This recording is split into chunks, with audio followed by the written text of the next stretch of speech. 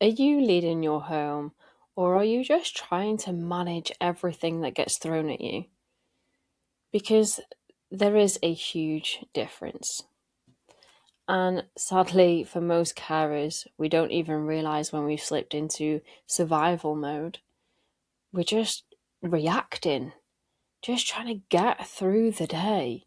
And we're just trying to keep everything afloat. But what if your home didn't have to feel like that? And what if you could just lead your home instead, with calm, clarity, and intention?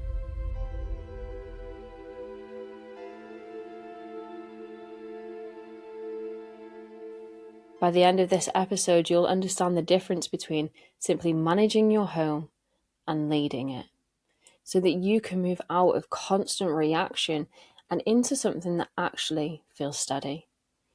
In foster care, it's very easy to just become a manager. You're managing appointments, you're managing behaviours, managing emotions, even managing our communication with social workers and other professionals like school. And before you even realise it, your whole role has just become someone who's reactive. And you're not allowed to choose your day. You're simply just having to respond to it consistently, just putting out fires rather than preventing them. And it's not because you've ever done anything wrong.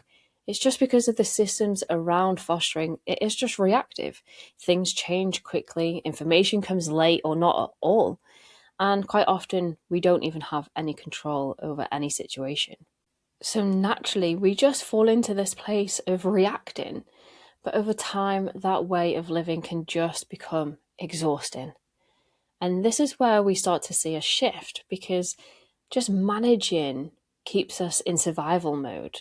But when we can shift into leadership, that can create stability.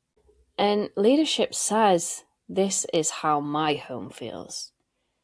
This is how I respond. This is what I choose to carry. And this is what I don't. So it doesn't remove the chaos, but it does change how most of us react to it. And I want to keep this really simple, that leadership in our home, it doesn't equal control, but it does mean intention. But it does look like just simply pausing before we respond instead of reacting straight away to everything that's thrown at us. It does look like creating a calm in our tone, even when things feel really heightened. It does look like not matching the energy in the room, but instead staying steady in the room, being that anchor. And I've had moments of this in my own home where everything feels loud, everybody wants something from me, needs me, everything feels like an emergency, and I can quite easily allow myself to just react in those moments. But I've had to learn to just catch myself, to remind myself that I don't need to match this energy. I don't need to match other people's tones. Instead, I can stay grounded and anchored, and I am allowed to slow things down. We are allowed to say, hang on, I just need to pause for a moment. I'm going to get back to you on this. And sometimes I just need to soften my tone instead of raising my voice. And yes, it is a small shift, but honestly, it has completely changed the whole atmosphere of our home at times. And not even just for the children in the home, but when we've had social workers here and supervising social workers here, and I found myself disagreeing with them. It could be so easy, especially for me and my ADHD, I can be very quick to just fire back. So learning to just pause, allowing other people to speak, and just sitting in that silence. Yes, it can feel really uncomfortable at first, but I've learned that the more that I can do that, the steadier I become, the more clear and confident I am when I respond in these situations. And the more that I'm actually teaching my children and the children in my care that they too don't need to be hot-headed and argue back at every single thing, that they too are allowed to pause. I've learned that I was using so much energy, always wanting to be right, always wanting to be the loudest person in the room, always wanting to get my opinion heard. And instead, I've learned that I can reserve my energy. I don't have to be loud and demanding. And instead, I can let other people navigate the conversation. And more often than not, they trip themselves over. And I can just stay silent and know that things will work out exactly the way that they should. So when we are leading our homes, that means we don't have to carry everything. We are allowed to set the tone of our homes rather than being pushed and pulled in every direction. And this is something that Jesus taught us so clearly. He was never rushed by any moment. He was never pulled into reacting and responding immediately. Instead, Jesus, he moved with intention. In 1 Corinthians 14:33, for God is not a God of disorder but of peace. And that peace, that's something that we can bring into our homes too. So if you're listening to this and just thinking, I am definitely not managing things right now, I just want to give you something really simple that you can take away. Before you respond, just simply pause. Before you react, just slow down. And before you absorb everything that's been thrown at you, just think, do I even need to carry this? That one question alone, it will start to shift how you've gone from responding and into leadership. And knowing that you don't have to control everything, you don't have to fix everything and everyone.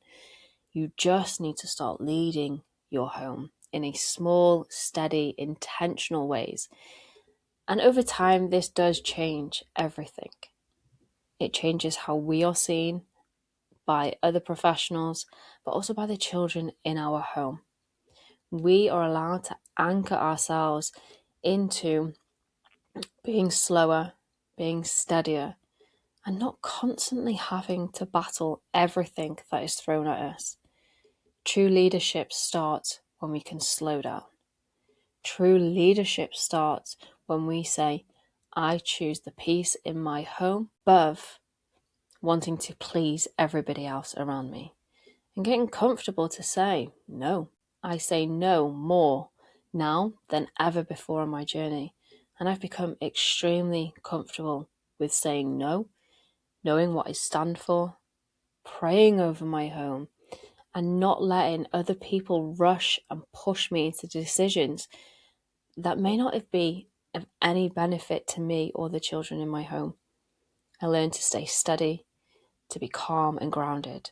And even if things don't go to plan, I allow myself to still stay calm and steady through all of the chaos, all of the uncertainty that unravels around us in fostering.